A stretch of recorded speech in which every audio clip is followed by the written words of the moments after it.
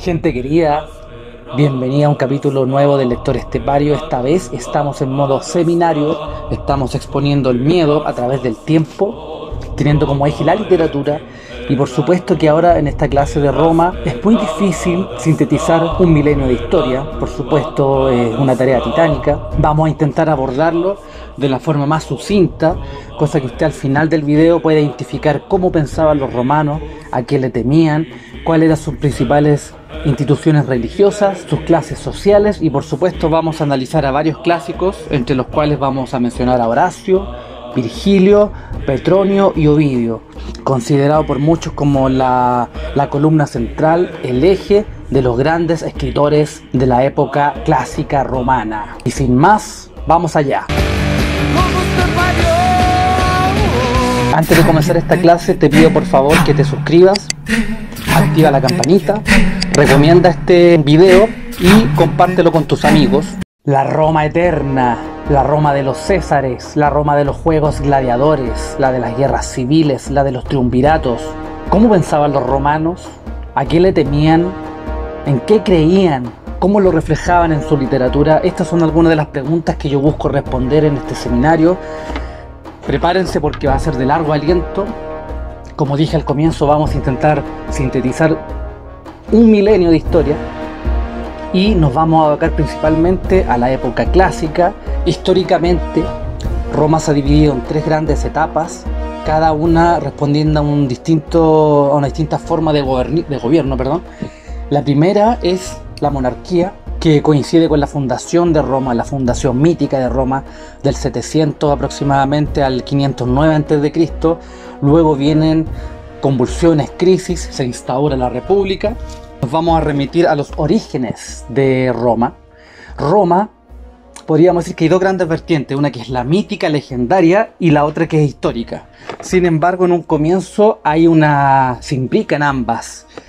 Es común que los primeros grandes historiadores romanos se hayan referido al mito de Rómulo y Remo casi como una leyenda que ocurrió de forma real.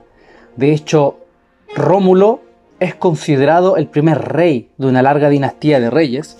Y bueno, como bien sabemos, la historia de Rómulo y Remo remite a a un rapto de una mujer, de Rea, la madre de Rómulo y Remo, que fue raptada por Marte. Al verla tan bella, tan preciosa, ella iba a ser considerada como una suerte de virgen vestal, no iba a dar a luz. Así fue como su padre lo dictaminó. Vamos a ver que la figura paternal, o patriarcal en este caso, es fundamental en todo lo que es la sociedad romana. Después lo vamos a especificar bien. Y bueno, resulta que esta mujer tuvo dos gemelos. Estos gemelos fueron abandonados y fueron alimentados por una loba. Acá viene todo este mito de los hijos de la loba. Nosotros somos fieros, somos soldados embravecidos, porque fíjense que una loba nos amamantó.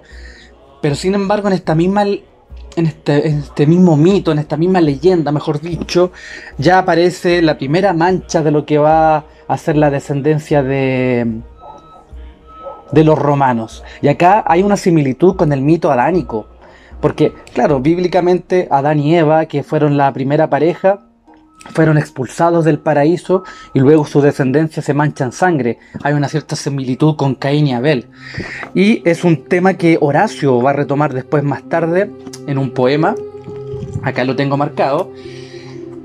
Horacio, el poeta del Carpe Diem, dice: a los romanos, ¿a dónde corréis a despeñaros, impíos? ¿Qué vais a hacer con esas armas? ¿O es todavía poca la sangre romana que ha enrojecido la tierra y los mares? Fíjense cómo Horacio, de una forma muy autoconsciente, marca el destino de un pueblo, de su propio pueblo, al decir: ustedes van forajidos, corriendo, derramando sangre, conquistando, abriendo rutas, comercios. Y claro, finalmente lo que él hace después de un giro, en sus últimos versos, dice: no cabe duda, un destino funesto agobia a los romanos. Agobia a los romanos. ¿Y cuál es este destino funesto? La muerte de Remo ha manchado esta tierra, y la sangre derramada por un fratricida es expiada por sus descendientes. O sea, ya en el mito de Roma está esta señal. Como bien sabemos, Rómulo y Remo, que fueron los primeros fundadores de esta Roma mítica, hay un episodio en que Rómulo y Remo tienen una disputa. Rómulo le dice: cualquiera que salte, él hace un cerco y le dice a su hermano: cualquiera, aun seas tú, que salte este cerco, será muerto por mi mano. Y Remo, que era un poco burlón, no consideraba la advertencia de su hermano, pega un salto. Y ante esta desobediencia, Rómulo desenvaina y lo mata. Vamos a ver que esa misma figura casi arquetípica se repite, porque siempre Roma tiene como esa fijación constante a lo que es la capital y sus muros. Y a lo largo de la historia muchas veces Roma estuvo a punto de caer.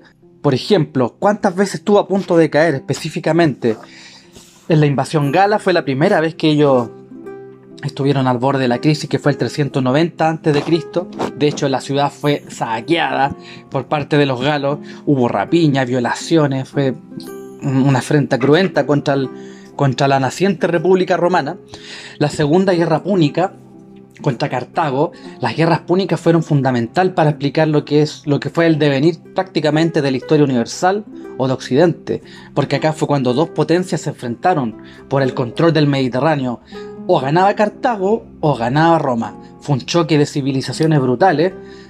Bueno, si hubiese ganado Cartago, probablemente no estaría yo hablando español, no se habría extendido el cristianismo, habríamos tenido prácticamente una historia alternativa. Pero ganó Roma, y sin embargo en la Segunda Guerra Púnica, específicamente entre el 218 y el 201 a.C., Aníbal llegó a las puertas de Roma y estuvo a punto de arrasarla, pero no lo logró. Múltiples batallas. Múltiples guerras civiles. Hay 3 grandes guerras civiles y la más cruenta fue entre Pompeyo y Julio César, acaecida entre el 133 y el 49 a.C. En esta época fue una serie de crisis. La más cruenta fue la última guerra civil, que después es relatada por Lucano en su poema La Farsalia. Y acá vemos que fue realmente una guerra despiadada por poder, donde se utilizaron todos los recursos y digamos que el ánimo de los romanos fue ensombrecido por estas guerras civiles, estas guerras fratricidas que, como bien sabemos, siempre llevan al despeñadero por lo general a las repúblicas que las sufren, o bien las encumbra. Precisamente con esta guerra se da inicio al imperio. Claro, había una tensión entre poderes y un poder tenía que sobresalir y, bueno, finalmente Julio César vence.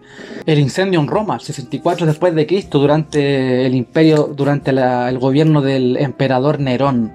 Fue un saqueo, un incendio que arrasó con Roma.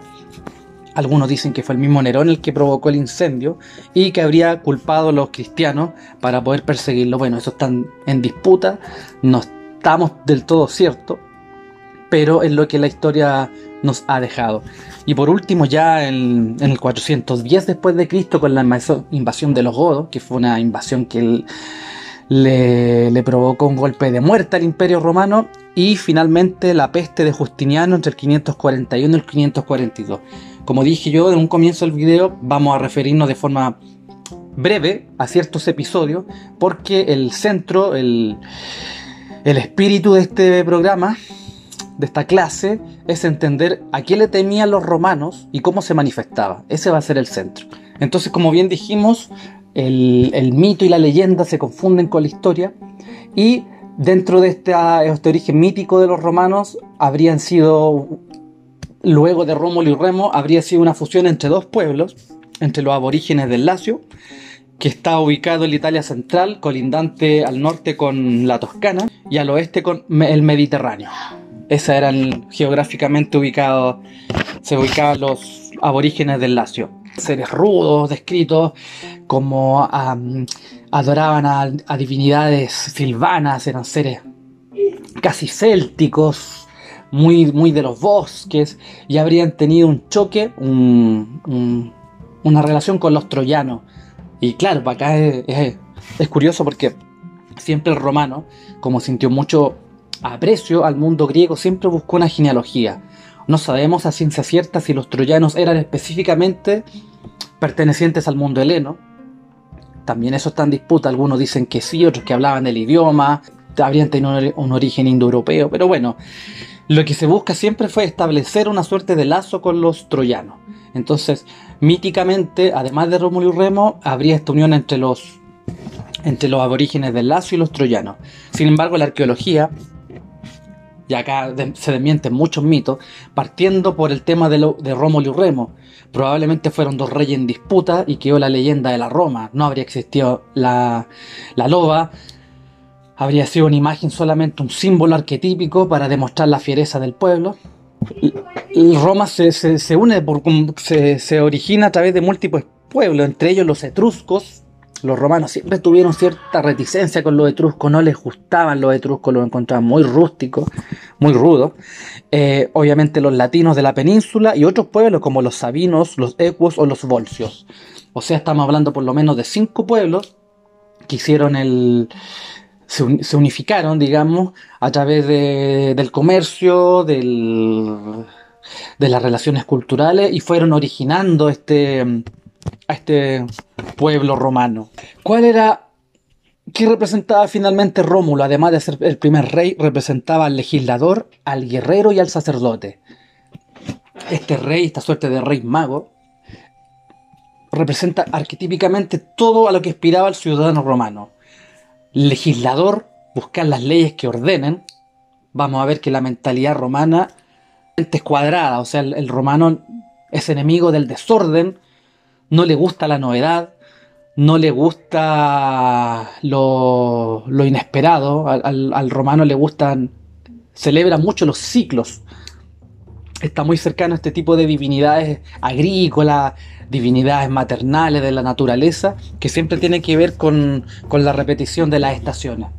Le gusta, bueno, guerrero, ¿para qué decir? O sea, la milicia romana fue ejemplar, libraron batallas por milenios, y también vamos a entender cómo es posible esta cohesión, cómo se daba en el campo de batalla que ellos lograron esta cohesión, y vamos a ver que hay mucha crueldad de por medio, no se lograba solamente con buenas intenciones, no eran almas buenas las que iban a la guerra.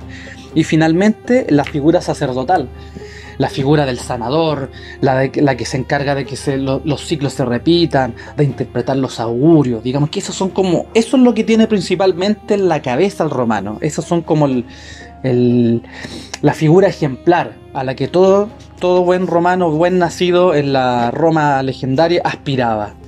Hablamos entonces de las veces que Roma entró en pánico, el mito fundacional y sus orígenes, las clases sociales y la familia en Roma. Para poder entender cómo es posible que la figura del padre haya sido tan determinante, haya sido tan fundamental, tenemos que entender cómo se organizaba la sociedad romana. Y hay varias etapas. Generalmente cuando se estudia Roma, en los colegios, en las universidades, de manera muy sucinta, se habla de los patricios, los plebeyos y los esclavos.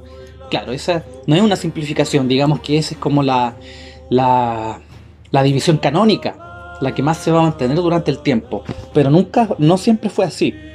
En un comienzo el pueblo era tripartito. Cuando era una monarquía, cuando Roma todavía no se expandía a través de la península, habían 3 grandes tribus, que eran los ramnes, los ticios y los luceros. Podríamos decir que eran las 3 grandes familias, los 3 principales clanes, y cada tribu formaba 10 curias. 10 curias eran como una suerte de consejos, donde claro, el padre, el anciano era el que tenía la voz cantante, y estas 10 curias, cada tribu formaba 10 curias, en total hacían 30 curias, y eso conformaba la asamblea del pueblo. Generalmente estaba presidida por estas curias, que eran presididas a su vez por el hombre más viejo de la familia, el que tenía más dinero, más fuerza física, y esta asamblea era la que, junto con el rey, con el monarca, tomaba las determinaciones. Entonces digamos que la ciudadanía romana se conformaba a través de estas tribus, pero obviamente con el tiempo esto ya no se pudo sostener. Empezaron a llegar extranjeros, se afincaron en Roma, hubo nexos y lazos con otros pueblos, y ya aparece ya una estratificación con el rey Servio Tulio, el 6º rey, que dividió en 5 clases al pueblo. Y cada clase eran unas centurias militares. Cada centuria, o sea, cada clase, se encargaba de prepararse para la guerra. Como era un pueblo que estaba en expansión, el asunto bélico nunca fue descuidado. Entonces, claro, las clases más altas, las centurias más altas, eran las que iban mejor preparadas a la guerra, tenían los mejores caballos, las mejores espadas, escudos, lanzas, todo lo que se requería para el combate, y las clases más inferiores eran, digamos, que tenían la infantería, tenían menos medios, y por supuesto las pobres estaban exentas de la guerra. Fíjense la inversión. Por lo general en los estados modernos contemporáneos, digamos que la clase baja es la que compone las milicias, a excepción del oficialismo, de la oficialidad. Aquí era lo contrario, eran los aristócratas los que iban a la guerra, probablemente porque, claro, cuando habían problemas con pueblos vecinos y había que eliminar o transformarlo en una provincia, por supuesto que los aristócratas tenían interés, porque eran intereses materiales que eran directos. Tomar una finca, tomar un puerto, o todo tipo de riquezas eran fundamentales para aumentar el caudal de cada... Y este sistema se publicó hasta la República, incluso hasta el Imperio. Claro, después evidentemente aparece ya la división social posterior, que está compuesta por los patricios, que viene de patris, nuevamente la figura paternal es fundamental, patris, padre, los patricios. Después venía los plebeyos, la plebe, o sea, los que estaban... La clase que estaba compuesta por mercaderes, por gente que tenía oficios liberales, podríamos decir en términos medievales, los que estaban a cargo del comercio. Habían relaciones entre los patricios y los plebeyos. A veces ocurría que un patricio que estaba arruinado necesitaba casarse con un plebeyo, y se daban estas uniones familiares. Entonces siempre el patricio con el plebeyo, digamos que iban unidos de la mano. Incluso muchos plebeyos llegaron a ocupar altas magistraturas. No había a pesar de que estaba todo estratificado, había cierta movilidad social. Después venían los equites, que era como la clase militar, compuesta por los caballeros. Eran los que ocupaban los cargos generales o estaban a cargo de las legiones. Y bueno, después estaban los libertos, que eran considerados hombres ciudadanos libres, pero no tenían derechos, extranjeros, gente que se había afincado, o esclavos, que era la última clase, esclavos que habían comprado su libertad. Ocurrió que muchos gladiadores, que mayoritariamente eran esclavos, habían ganado tantos triunfos, tantas riquezas, que habían comprado su libertad y se transformaron en libertos. Digamos que era como la clase baja, no podían, por lo general, aunque siempre hubo excepciones, escalar dentro de la pirámide social, pero al menos podía moverse libremente, y eso era una gran ventaja. Bueno, y ahora me voy a detener en la figura del padre, el pater familias. Dijimos que era fundamental, más que la familia en sí, la unidad básica era el pater familias. Aquí vemos lo importante, entonces, la alta importancia que se le da al matrimonio. Y de hecho, habían distintas modalidades respecto al matrimonio.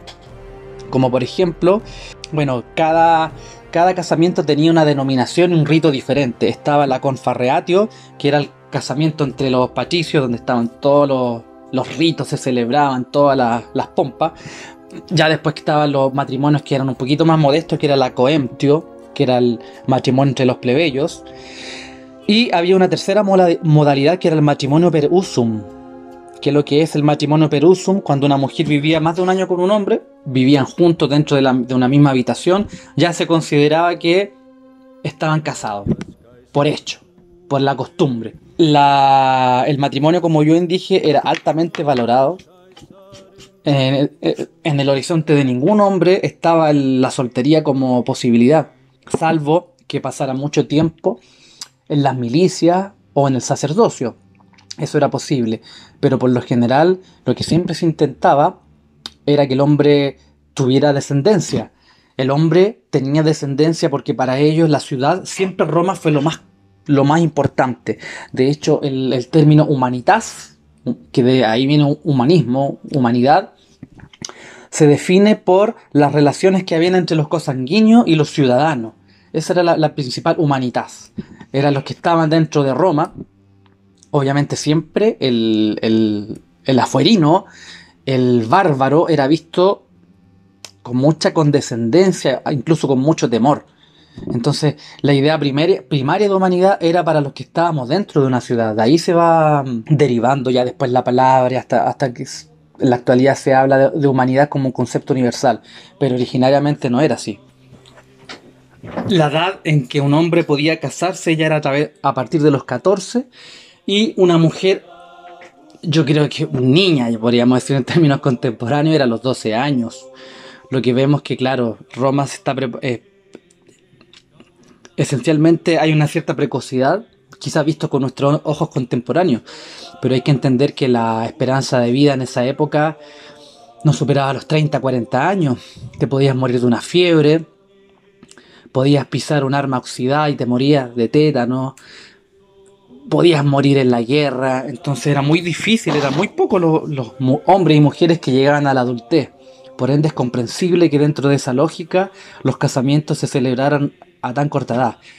Ahora bien, el tema, como bien dije, pater familia, podía ser una imagen protectora del hombre sabio, del hombre que siempre va a estar preocupado del porvenir de su familia, pero que sin embargo hay cosas que nos resuenan.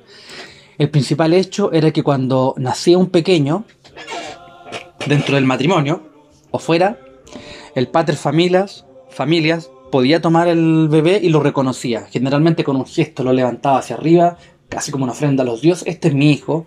Pero podía hacer lo contrario. Podía decir, no, yo no soy padre de esta criatura. Y podía inclusive abandonarla a su suerte. Hubo casos de padres que tomaron a sus bebés y los dejaron afuera en una canasta, ya hay como un animal, y que se lo lleve el que quiera. Entonces vemos que efectivamente el pater familias era una imagen de temer. A veces ocurría que en casos graves el pater familias podía matar a sus hijos y a su mujer. Podía hacerlo y lo hacía previamente con un consenso familiar. Se juntaba con otros pater familias, lo conversaban y si se dirimía que se podía hacer, venía el padre y mataba a su hijo y a su mujer. Quedaba impune porque estaba considerado como una máxima autoridad dentro de la familia. De hecho, el Estado romano, la legislación, no se metía en las decisiones del pater familias. O sea, el pater familias hacía y deshacía. No había el Estado nunca, salvo hechos muy excepcionales, podía entrometerse. Vamos después a hablar de las leyes con más detalle y vamos a ver muchas particularidades, cosas que para aquella época eran normales y ahora quizás nos podría provocar un poquito de espanto. El pater familias, entonces, como bien dije, tenía esta suma potestad.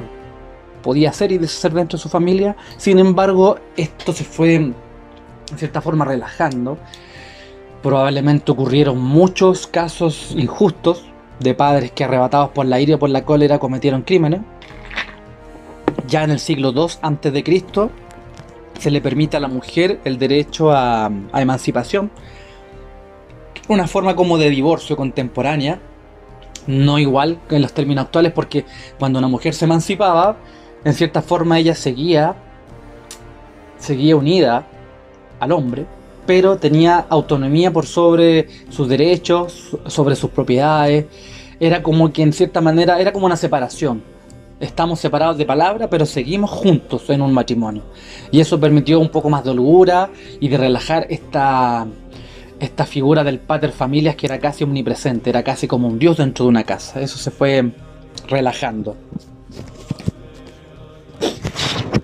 Bueno, esas son algunas principales claves de la estructura familiar.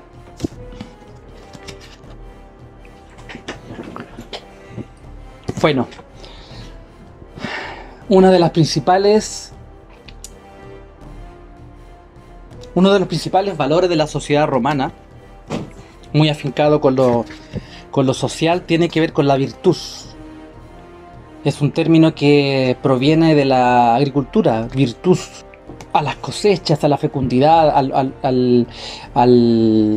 cuando los árboles frutales dan sus frutos, cuando las cosas florecen, la tierra es apta. Claro, en la actualidad, cuando uno habla de virtud, cuando uno habla de la virtud, habla este tipo es virtuoso porque es bueno tocando la guitarra, escribiendo poemas, es un virtuoso de la palabra, qué sé yo.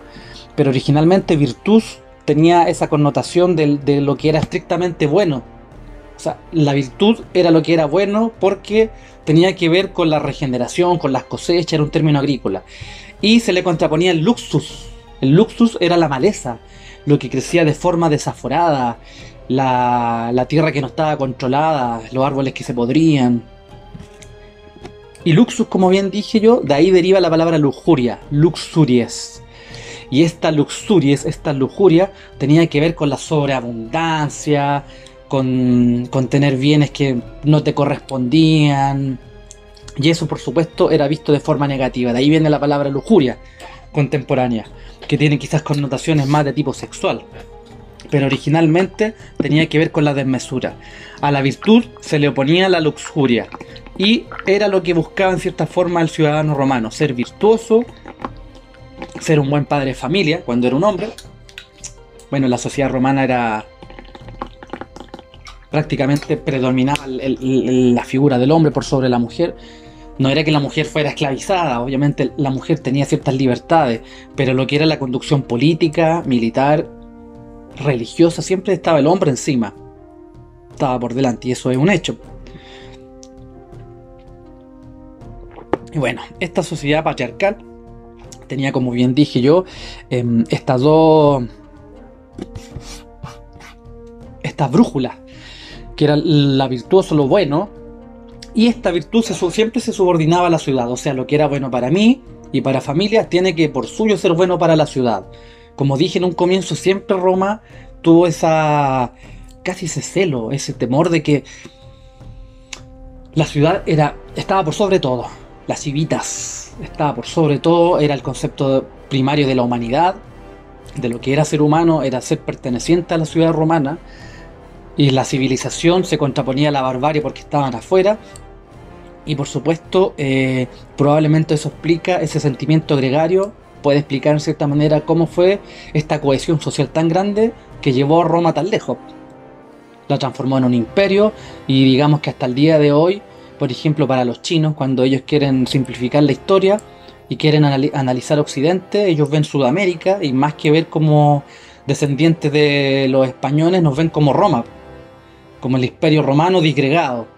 ¿Por qué? Porque todavía gran parte de nuestras costumbres permanecen, la religión, la filosofía, la manera de conducirnos. Entonces, cuando un chino quiere simplificar a todo lo que es Occidente, piensa primero en Roma. Ya después vendrán los anglosajones y otras mezclas.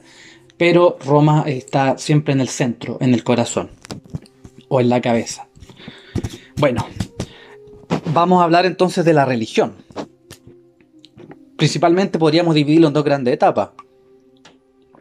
Un politeísmo, que tenía que ver con todas estas divinidades, muchas heredadas de la antigua Grecia. Grecia siempre fue un modelo a seguir por los romanos. Probablemente se dio gracias a la expansión de Alejandro Magno, de Macedonia por el Mediterráneo. Y si bien los romanos adoptaron ciertas cosas a los griegos, no eran los griegos romanizados, ni eran los romanos helenizados, no. Ellos tomaron ciertos elementos, generalmente centrados en la paideia, en lo que significaba formación física, formación mental y creencia. No eran una mera transposición. Y por supuesto que muchas de las divinidades provienen del mundo politeísta griego. De ahí viene la principal afluencia de creencias. Sin embargo, también hay rasgos que tienen que ver con los brahmanes, ciertas partes de la India que llegaron, el mitraísmo. Hay una fusión de creencias que se va enraizando en la sociedad romana. El romano sí era muy supersticioso, creía mucho en los augures, en los augurios. Por ejemplo, era común que si tú salías a la calle y veías que un pájaro negro pasaba, era un mal augurio, me va a ir mal.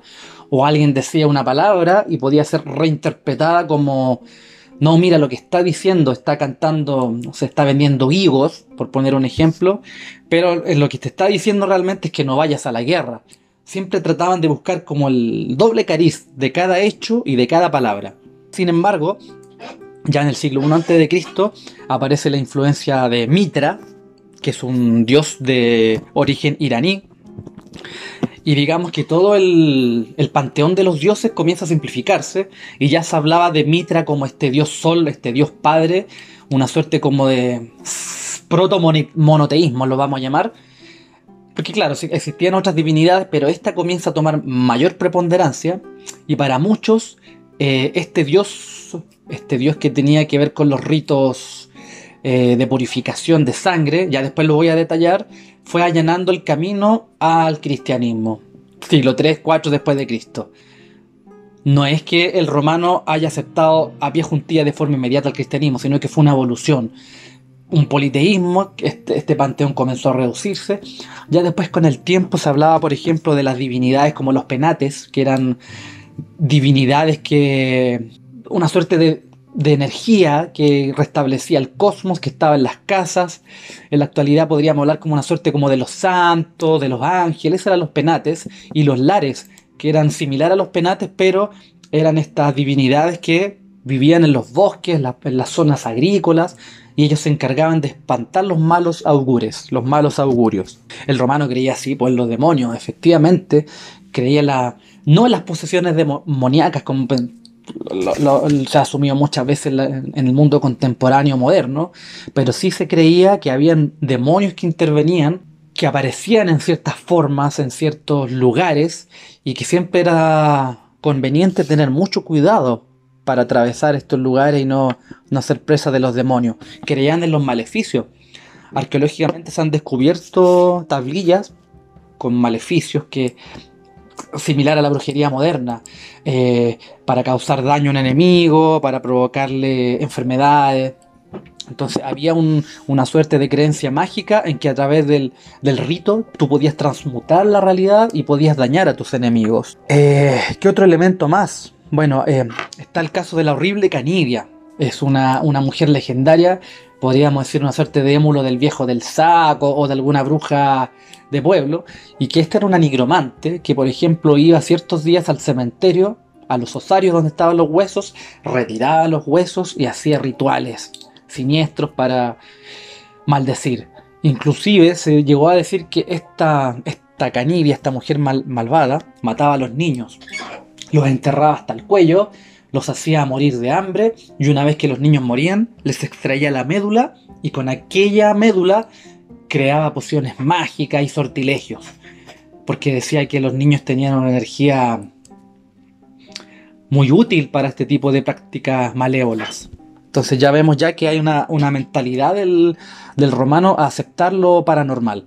Y bueno, también estaban las fiestas de Abaco, las fiestas dionisíacas, heredadas directamente de Grecia, y que sin embargo hubo en estas orgías al dios del vino, del placer, se llegó en algún momento a ofrenderle sacrificios humanos. Y el romano, bueno, el pensamiento de los magistrados, de los que estaban en la clase alta, siempre fueron muy... Nunca tuvieron una religión oficial hasta la llegada del cristianismo. Sin embargo, cada culto, había un culto oficial a Jano, a Júpiter, a Marte. Y cuando se vio que comenzaron a realizarse sacrificios humanos, ahí hubo una prohibición, con castigo de pena de muerte o de expulsión. Porque claro, ahí se dieron cuenta que ya una divinidad estaba perturbando, estaba ya alterando el orden. O sea, el romano en sí, en general, aceptaba cualquier tipo de dios, culto, divinidad, pero dentro de ciertos parámetros. Ya si tú ya te ponías a matar niños, mujeres, no, y ahí ya la cuestión se descuadraba y se prohibía. Y bueno, como bien dije yo, estuvo el influjo mitraísta con Mitra, y acá es interesante relatar la liturgia que se lleva a cabo en nombre de Mitra. Esta liturgia mitraica tenía avisos de película de terror. Eran realmente, imagínense, una procesión de hombres caminando hacia una cueva, un lugar muy oscuro. Ingresaban a la cueva con túnicas, velas, lo estamos imaginando. Claro, se hacía este rito porque se decía que Mitra había nacido en un lugar oscuro, en un lugar cavernoso, en una suerte de catábasis, de descenso a los infiernos, o quizás también podía simbolizar el útero materno. Y en muchas obras, en esculturas sobre todo, se tallaba a Mitra luchando con un toro. Salía desangrando a este toro con un cuchillo. Bueno, ¿y qué se hacía en esta liturgia? Se llevaba un toro en esta procesión, entonando cánticos, llegaban a esta parte oscura, que también decían que simbolizaba como el cielo estrellado, esta oscuridad profunda, cavernaria, y ahí se inmolaba un toro, se ponía dentro de un foso, y todos los que eran adeptos a la religión, como rito iniciático, se ponían debajo de esta suerte como de fosa, y el toro con un cuchillo era desangrado, y la persona se bañaba en sangre. Lo hacía porque, claro, la sangre, aquí está el elemento mágico, la sangre del animal, cosanguíneo a nosotros, o sea, tiene una parte mamífera, nosotros tenemos una parte animal, pero esta sangre era divina porque regaba los campos, ayudaba a la fertilización, y de esta forma era una forma como de expiación del romano en sí, o romana que se haya bañado en esta sangre. O sea, solo pensarlo aterra. Estas son una de las principales consideraciones de la religión. ¿Qué más podemos mencionar? Los dioses no imponían decálogos. No, todavía estamos muy lejos de los dioses del mundo semítico, vamos a decir, o de Medio Oriente. Todavía estamos lejos de este dios que te impone en las tablas de la ley.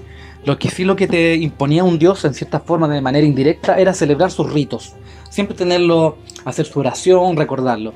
Pero no había un decálogo de comportamiento. Otros dos conceptos que también tenemos que recalcar dentro del pensamiento religioso tiene que ver en principio con la pietas. Habíamos hablado de la virtus, que es un término que se deriva del mundo cívico-social, y la pietas, que ya tiene una connotación de carácter religioso. Claro, en la actualidad cuando hablamos de la piedad, la pietas, el hombre que es piadoso, que perdona a sus enemigos.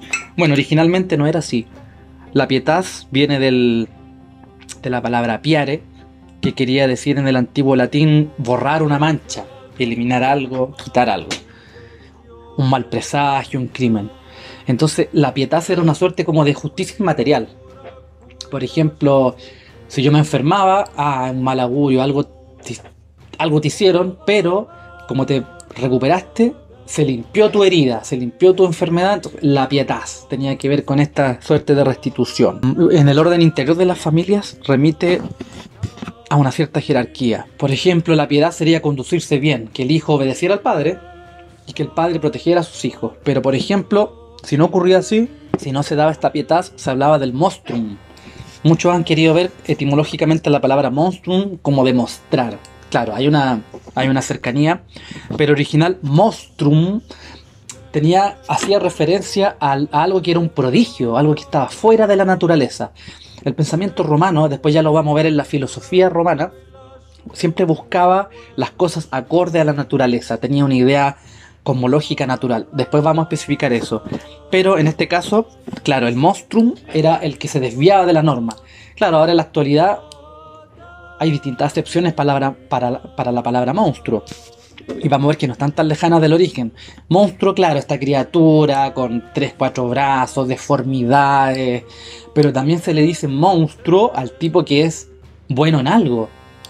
Cuando uno ve, por ejemplo, un gallo haciendo un sujeto tocando un solo de guitarra, y uno dice, este es un monstruo, mira cómo toca. Esto es una monstruosidad, mira cómo escribe este tipo. Mira, este poema es un monstruo. Bueno, efectivamente, se consideraba, por ejemplo, un monstruo al hijo que golpeaba a sus padres. Era una suerte de prodigio, era una cosa desmesurada. Y obviamente tenía connotaciones negativas. Y de ahí viene la palabra monstruo, ya después se empieza a utilizar para las deformidades, pero originalmente era para el que escapaba de la norma. Ese era el monstruo. Y bueno, está la Fides. La Fides, que era una divinidad, era utilizada como una suerte de salvaguarda dentro de las ciudades para el comercio, para cuando habían contratos, sobre todo cuando no eran escritos, eran de palabra. Las Fides, que después se deriva la fidelidad o la fe, en cierta manera era una forma de divinizar este trato humano. El que era fiel era el que cumplía su palabra. En síntesis, los principales ejes de la mentalidad romana para conducirse bien era la virtud, la pietas, que era actuar conforme a las leyes de la naturaleza, la fides, que tenía que ver con, como ya dijimos, ser fiel, cumplir tu palabra, Y por supuesto, la disciplina y el respeto. Digamos que esas eran las virtudes cardinales del antiguo romano. Eso era en esencia. Aquí hay una diferencia consustancial al ideal griego. Para los griegos, durante mucho tiempo la belleza fue el ideal supremo. Nos conducimos por la belleza, hacemos las cosas porque son bellas, porque no son feas. El romano, que tenía una mentalidad más estrecha, o vamos a decir más cuadrada, evidentemente veía la belleza como parte del paisaje, pero lo principal era la virtud. En cierto sentido era más práctico.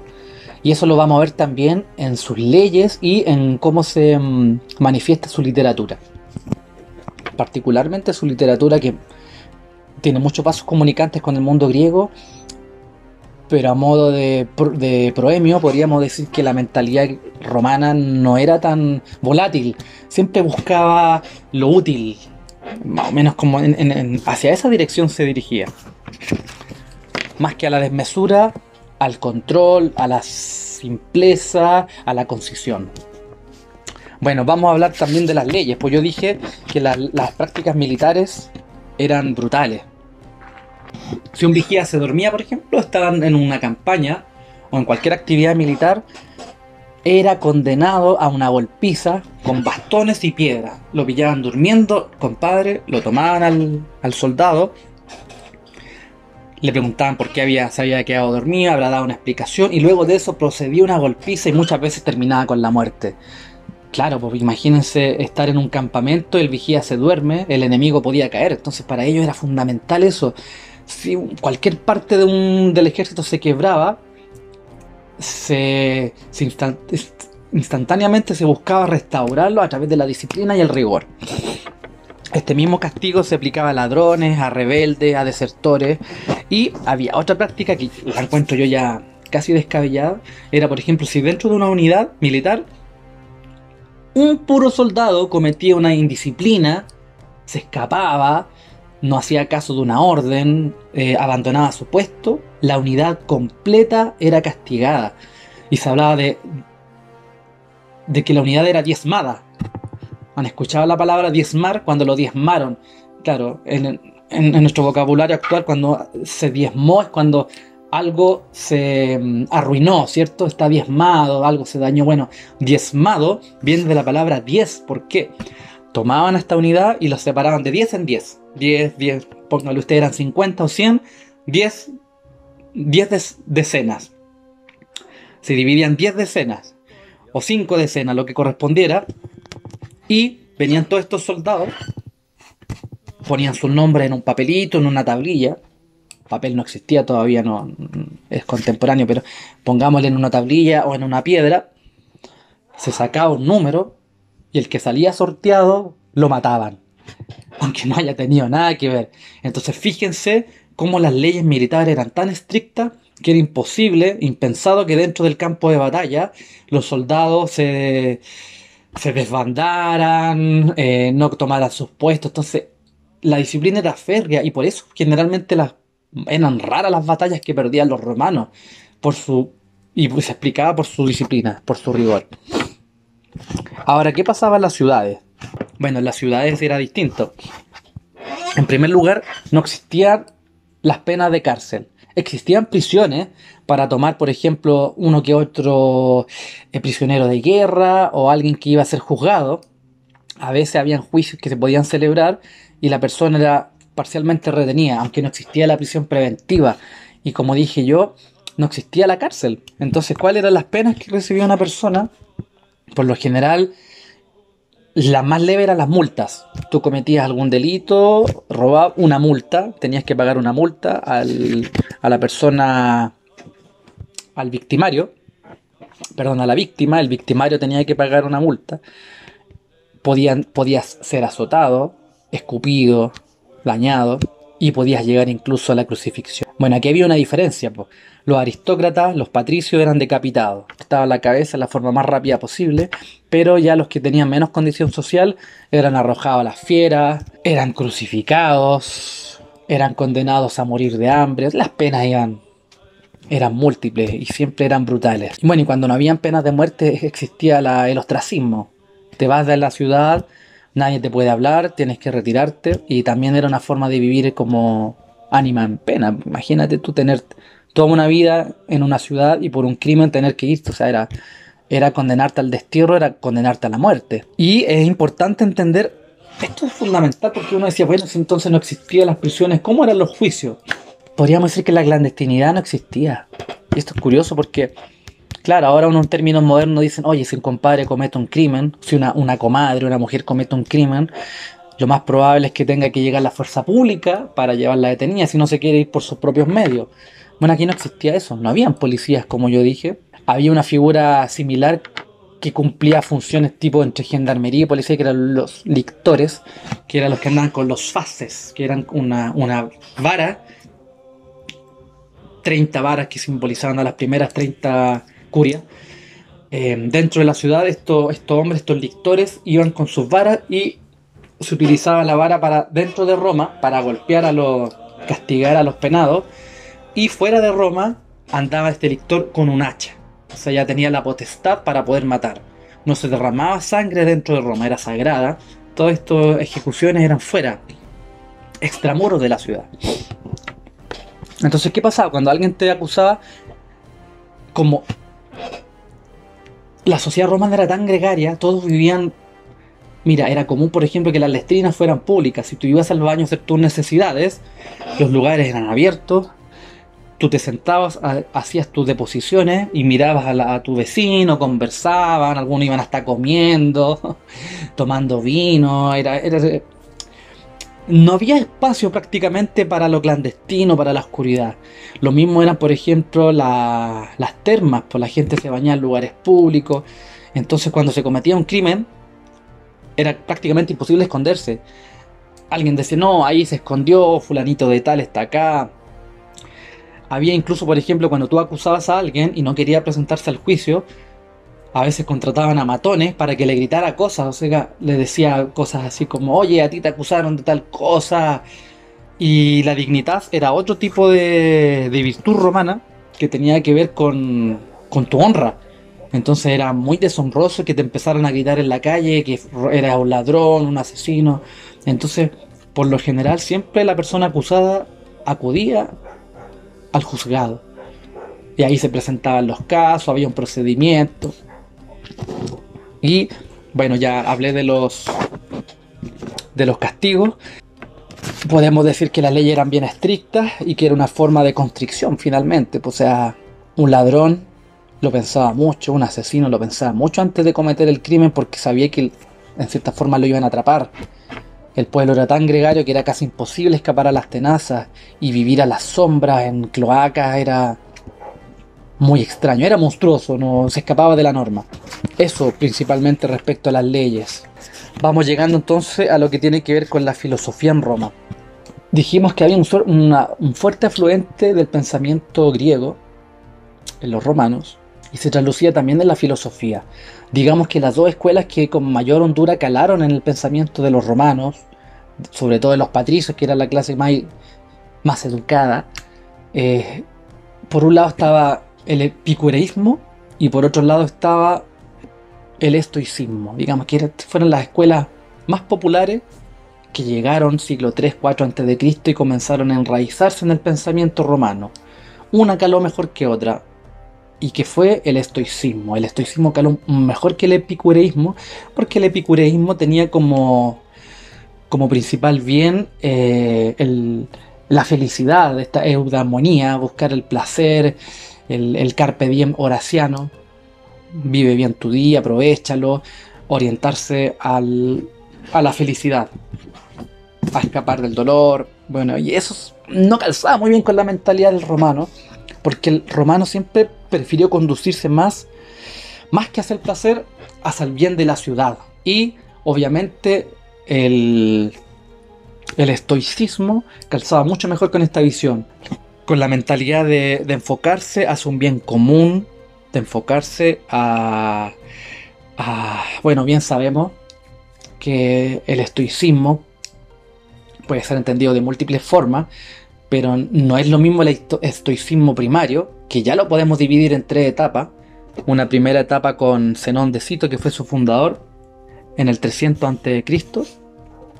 Después hay una segunda etapa con Panecio de Rodas y finalmente con el ascenso al Imperio Romano y que termina con Marco Aurelio, uno de los principales representantes de Roma.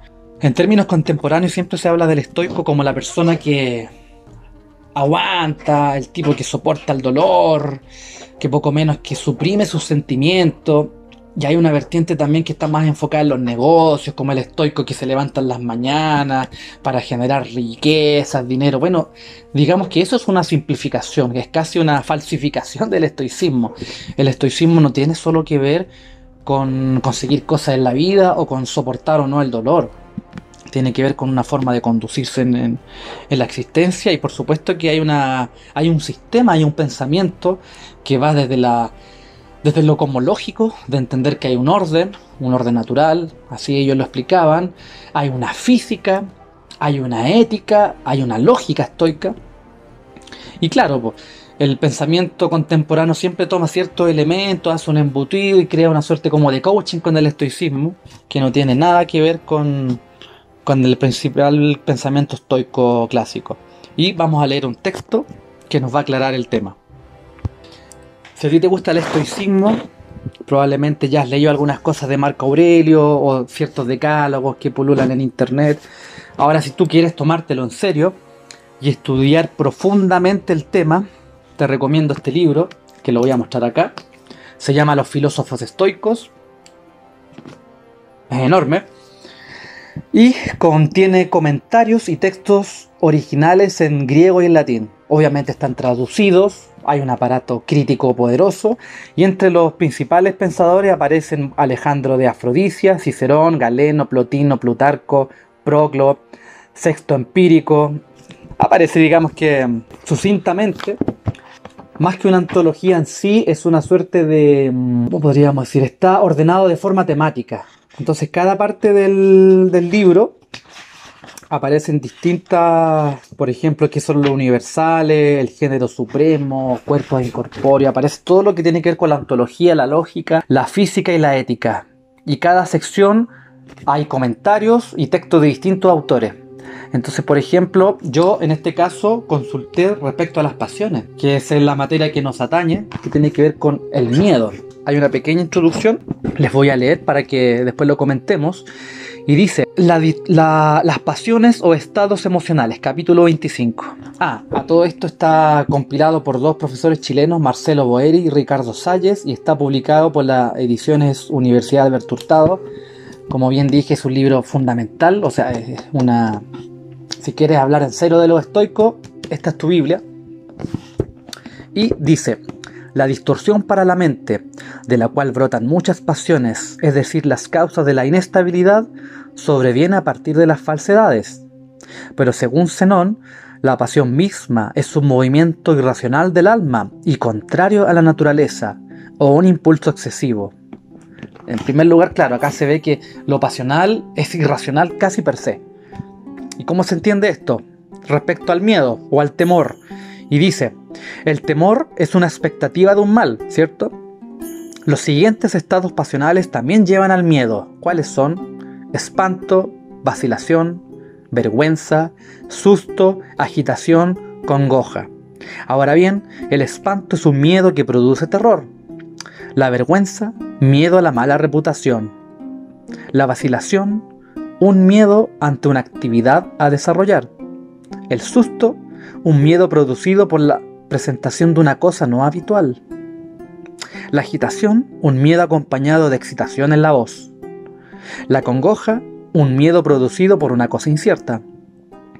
Y acá dice, el apetito es un deseo irracional, al cual también se subordinan las siguientes pasiones.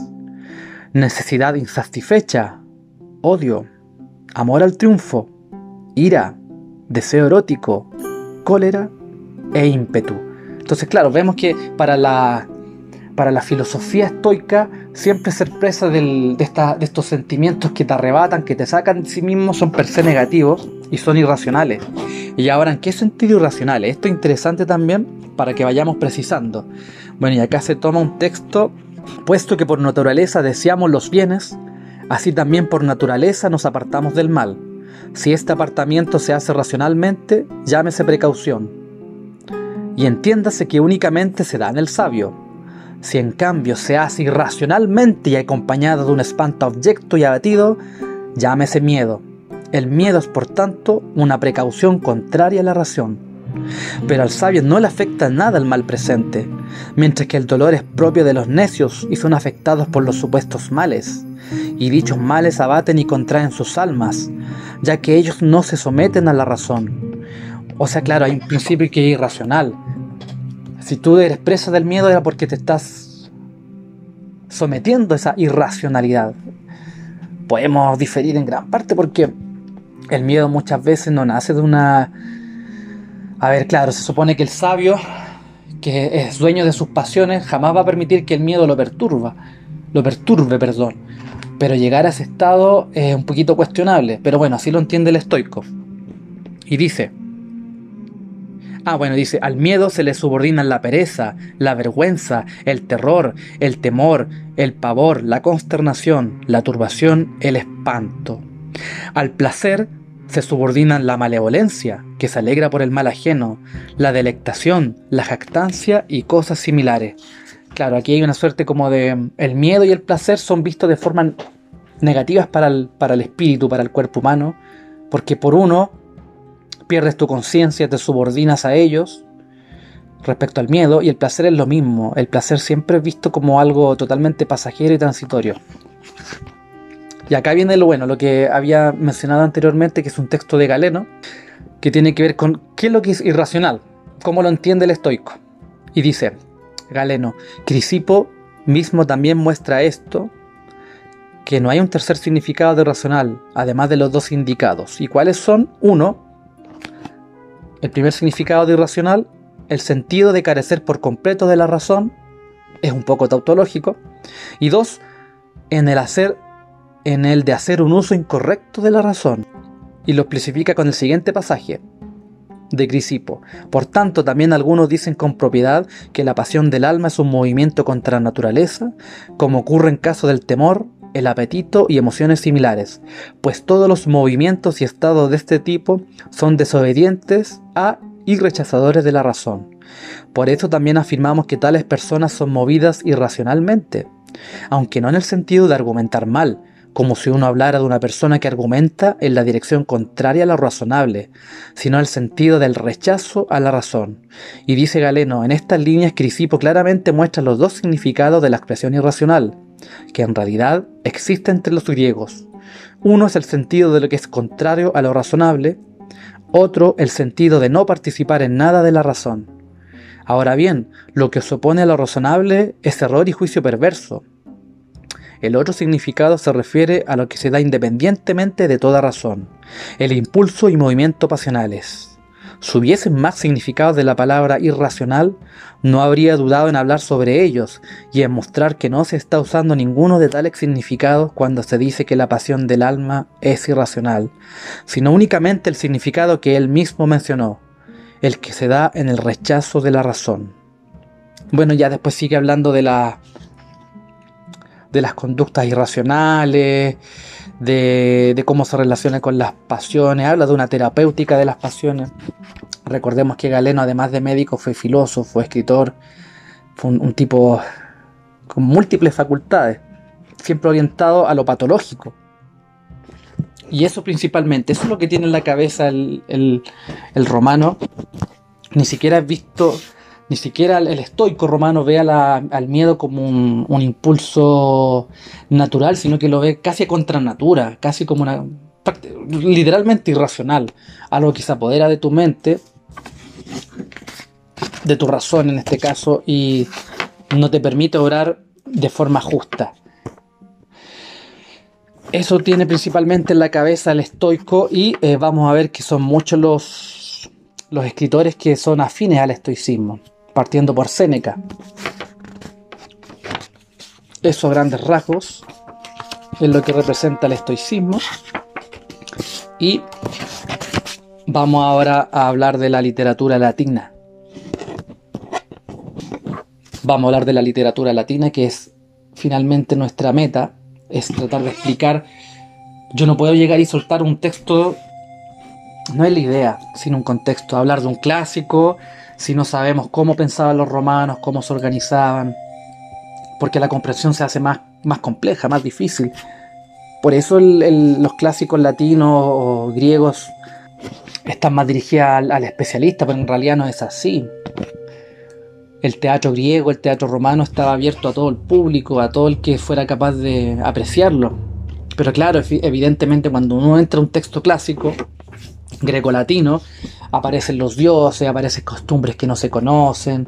Por eso siempre es bueno ir rodeando el texto, saber un poco de historia, saber un poco de religión, un poco de antropología, ya que ello nos va a permitir una mejor comprensión. Entonces, antes de comentar los textos referentes al miedo, voy a hacer una breve síntesis de cómo fue la literatura romana, cómo se originó. Bueno, hemos hablado que el pensamiento romano está fuertemente teñido con el pensamiento griego. No lo podemos considerar como una mera transposición. Digamos que formalmente los romanos, los latinos, consideraron a los griegos como un ejemplo. Y claro, el teatro, la tragedia, la comedia eran modelos tomados de los griegos, pero con un desarrollo latino. Copiaban los moldes, no así el contenido. Pero antes de esta estilización, antes de esta llegada helenista del romano, existía una literatura. Era una literatura oral que se le llamaba como los cantos de banquete. Eran se hacían ceremonias, comilonas, como diríamos ahora, y había un poeta encargado de relatar las leyendas, de hablar en buenos términos de los reyes, de los héroes, de los guerreros. Esa fue una literatura de la cual ya no queda prácticamente nada. Y la poesía primera tenía mucha tendencia, estaba muy orientada hacia el amor. Eran temas amorosos, los cantos, a la amada o al amado.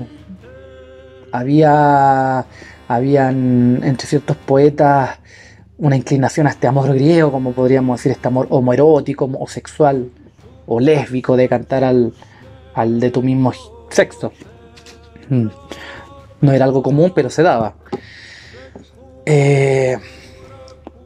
Posteriormente aparece la sátira con Enio, que fue contemporáneo de Catón, y la sátira, ahora en términos contemporáneos siempre se ve la sátira como una suerte de parodia grotesca, pero en realidad venía de satura el término, y la satura era un género muy lúdico que combinaba todo tipo de discursos. Aparecía, por ejemplo, las moralejas, las fábulas, las pantomimas, el canto, la rapsodia, las fábulas, las moralejas.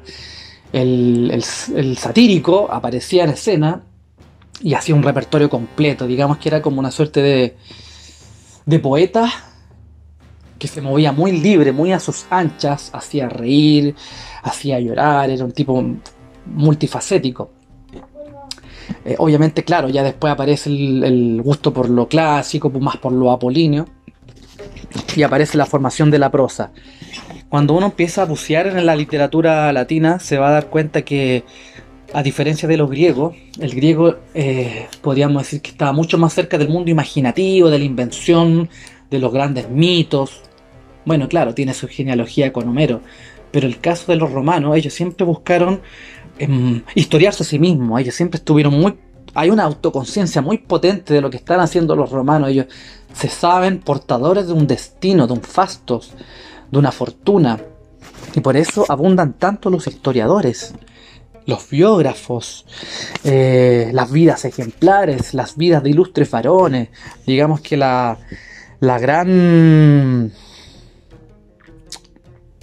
gran afluente tiene que ver, por un lado, el de los retores, de los tipos que hablaban, que les gustaba, de ahí viene la retórica, convencer a la gente, dar discursos encendidos, emocionar a las masas. Y por otro lado está los historiadores. Tito Livio, Tácito, Polibio, Plutarco fueron los principales historiadores que evidentemente tenía entre sus principales materias hablar de las conquistas, de las guerras púnicas, las guerras del Peloponeso, las guerras púnicas. Entonces digamos que esas eran las principales materias, historiar las guerras, y estaban las biografías entre los principales Neponte y Suetonio. Y eso lo vamos a saltar porque digamos que es más materia de la historia, obviamente es parte de la literatura, pero nosotros estamos enfocados más en lo que es la literatura imaginativa. Y acá aparece recién, digamos que a puertas de la República, la camada de los nuevos poetas, que se les llamaba como los poeta novi o los neoteroi en griego, y que fueron ya estos poetas que tenían formación ya griega, habían estado en Atenas, en Alejandría, tenían una educación de élite, y digamos que ya habían dejado esas formas clásicas. Bueno, siempre hubo teatro, pero ellos se enfocaban en nuevos tipos de versos, y ahí aparecen, por ejemplo, los epigramas, aparecen las odas, los épodos, las epístolas, aparecen otras formas poéticas, y ya no se suscribe todo simplemente a hablar de temas amorosos. Vamos a ver que aparece con Virgilio la épica, con la Eneida, que es un poema que busca entregarle una dignidad a Roma, es un poema inaugural, es un poema que busca entronizar el poderío romano. Y claro, lo que hace Virgilio en una brillante operación es tomar parte de la Ilíada con el fin de la guerra de Troya, y toma a uno de los que escapan, a Eneas, y él escribe su Eneida, es su gran canto. Aparece Horacio, que dijimos que era el poeta del Carpe Diem, y que por supuesto ya no deslinda lo meramente romántico o amoroso, como podríamos decir, y habla de los miedos, del destino, del caos, de la guerra, reflexiones en torno a la guerra civil. Se comienza a estilizar en cierta forma la literatura romana. Estamos hablando de una época que va desde el 60-70 a.C. hasta el 100-200. Estamos hablando de 150 años. Y esto es muy curioso porque siempre en los pueblos que vieron grandes cantores, grandes poetas, pareciera que hay una unión geográfica y generacional. Pensemos en la generación del 27 en España, los 4 grandes poetas en Chile del siglo XX, pensemos en el siglo de oro español, pensemos en los grandes poetas de la época de Dante, en Petrarca, en el Dulce Estilo Nuevo, o en la generación beatnik en Estados Unidos. O sea, siempre hay momentos donde hay una suerte de sinergia, un poeta empuja a otro, hay una suerte de entre enemistad y amistad, de una competencia, y esta sinergia provoca la grande época. Bueno, la gran época dorada de la literatura romana de imaginación creativa fue entre el fin de la República y el comienzo del Imperio. Entonces, hicimos para no perdernos, hay un orden cronológico. Vamos a partir con Virgilio, que es el padre de la Eneida. Vamos a seguir con Horacio, algunos poemas. Vamos a hablar de la Farsalia de Lucano, que es un ejemplo paradigmático, ya podríamos decir que arquetípico del poeta que muere joven. Él murió a los 25 años, muy joven. Y sin embargo legó una obra que perdura en los siglos, hasta el día de hoy. Y vamos a terminar con Ovidio, con su Metamorfosis, de alguien que nació el 43 a.C. y falleció el 18 después de Cristo. Están todos más o menos cerca. Bueno, vamos a partir con Virgilio. A grandes rasgos, como dije ya, la Eneida trata sobre... está dividida en 12 cantos. Los primeros 6 cantos hablan de esta huida de Eneas, que junto a unos pocos sobrevivientes de la guerra de Troya arrancan y representan lo que va a ser la fundación mítica de Roma. Cuenta la leyenda que de los descendientes de Eneas viene Rómulo y Remo, pero eso ya es posterior. Y este poema traslada esta aventura, una suerte de odisea de Eneas, que escapa de su destino, digamos, de Troya, y va a ser el principal fundador de Roma. Utiliza esta versión que tengo acá de Gredos, y tengo algunos pasajes destinados a lo que es el miedo, partiendo con el libro primero.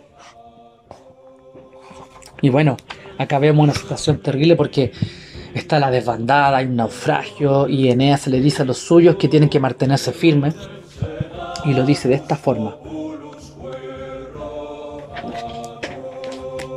Bueno, una vez que los troyanos escapan, Eneas, al ver a sus hombres presas del miedo, están horrorizados, han perdido su patria, les dice, y con estas palabras trata Eneas de consolar sus almas doloridas. Compañeros, ya hace tiempo que no somos ajenos a desgracias. Habéis sufrido trances más penosos. Un Dios pondrá fin también a los presentes. Vosotros, que llegasteis a acercaros a la rabiosa Escila, al hilo de sus rocas de profundos ladridos resonantes. Vosotros, que arrostrasteis los riscos de los cíclopes. Recobrad vuestros ánimos, desechad el temor que os contrista. Quizás os alegre recordar algún día estos trabajos, sorteando tan diversos azares por entre tantos riesgos. Vamos encaminándonos al Lacio, allá donde los hados nos deparan un albergue seguro. Allí el reino de Troya podrá surgir de nuevo. Tened ánimo firme, reservaos para tiempos felices. Y dice el poeta, eso dicen sus labios, en su inmensa congoja, finge el rostro esperanza, pero la angustia el alma un anda cuita. ¿Ustedes han escuchado ese término de la procesión va por dentro? Claro, una persona que va sufriendo, está en un funeral, pero no expresa nada, inclusive es capaz de levantar a sus camaradas. Es lo que vemos, por ejemplo, en la escena tan hermosa de Aragorn, cuando están, después de luchar los hobbits contra, bueno, el grupo, los 13 del anillo contra el Balrog, Gandalf cae, están todos llorándolo. Bueno, lo que hace Gandalf es un reflejo de Eneas. Ya pasamos por los cíclopes, hemos pasado una peripecia increíble, luchamos contra monstruos terribles y viene el porvenir. Y aunque no crean esas palabras, aunque finja, aunque el temor se apodere de su alma, el líder tiene que mostrarse firme y cumple su rol y lo hace plenamente. Y hay otra cita del libro sexto.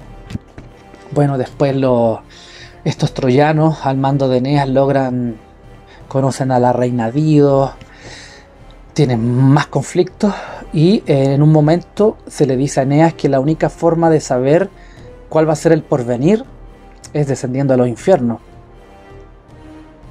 Vamos a ver de acá que mucho se toma Dante después. Bueno, no en vano, al primer poeta que se encuentra Dante en el infierno es a Virgilio.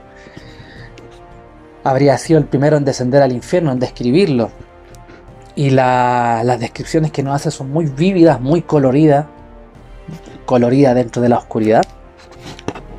Y vamos a leer estos versos que dice así. El vestíbulo del infierno, el Aqueronte. Iba en sombra envueltos en la noche desierta, entre la oscuridad por la vacía morada de Plutón y los reinos sin vida. Lo mismo que la luz envidiosa de vacilante luna, cuando ha cubierto Júpiter de sombra, el cielo y la negrura de la noche todo lo decolora. Enfrente del vestíbulo, al entrar en la misma hoz del orco, el orco es una divinidad de las sombras, el dolor con mayúscula ha plantado su cubil y los remordimientos vengadores y los pálidos morbos y la triste vejez. Fíjense que es casi como una suerte de catálogo de terrores. Y aquí viene, y allí el miedo con mayúscula y el hambre maligna consejera y la odiosa pobreza espantosas de ver y la muerte y la pena. Allí el sueño hermano de la muerte y los goces del ánimo malignos. Y en el umbral frontero la guerra portadora de la muerte y en sus lechos de hierro las eumínides, que significa algo así como las benévolas, nota al pie. Y la discordia en furia. anudados con ínfulas sangrantes sus cabellos de víboras. En el centro un sombrío olmo gigante tiende sus ramas, sus añosos brazos. Anidan por todo él los sueños vanos, según dicen, colgados de todo su follaje. Moran allí otras muchas variadas trazas de monstruosas fieras. Y acá viene el catálogo de los monstruos. Miren, acampan a sus puertas los centauros, las cecilas biformes, Briario, el gigante de 100 brazos, la hidra de Lerna, de silbidos horribles, la quimera, arbolada de llamas, las górgonas, las arpías y la traza de sombra con 3 cuerpos, Briario. Fíjense cómo es este catálogo de monstruosidades, de cosas que acongojan el espíritu del que está entrando, a lo que va a tener que enfrentarse. Y dice Virgilio: en eso Eneas, invadido de súbito terror, echa mano a la espada y hace frente con su punta desnuda a los que él vienen. Y si no se le advirtiera la sibila, bien sabedora de ello, que eran sutiles armas sin cuerpo las que veía volar bajo apariencia de vacíos fantasmas, contra ellas se lanzara y acuchillara en vano las sombras con su espada. Claro, pues aquí la sibila lo aconseja, pues le dice que finalmente no temas. Lo que tú estás viendo son apariencias. Eneas, que no era estoico, precisamente, presa del miedo, va a echar su mano a la espada, pero la sibila le dice que no. La Eneida es un libro grande, portentoso, es de estos monumentos que tú no puedes acudir a él y leerlo así como de forma pasajera, así como rápidamente. Requiere estudio, es difícil, pero estos 2 pasajes que yo les quise comentar a ustedes me ilustran su belleza. Obviamente que está lleno de lugares, de dioses, de divinidades, de hechos que escapan a nuestra comprensión porque se alejan nuestros días, y por eso es importante siempre tratar de acudir a una edición anotada. En este caso Gredos tiene un estudio introductorio. Y eso a grandes rasgos. Quería comentarles estos 2 textos, estos pasajes que tienen que ver con el miedo, para demostrarles la belleza poética de estos cantos. Ahora vamos a pasar a Horacio. A Horacio, el poeta del Carpe Diem. Digamos que Horacio, a diferencia de Virgilio, no es un poeta que busque la desmesura. No es en cierta forma como el poeta oficial que busca estar como encabezando el imperio. Horacio inclusive es mucho más crítico que Virgilio, es más mundano también, es más cercano como al epicureísmo, está más cerca de las bondades, es más terrenal.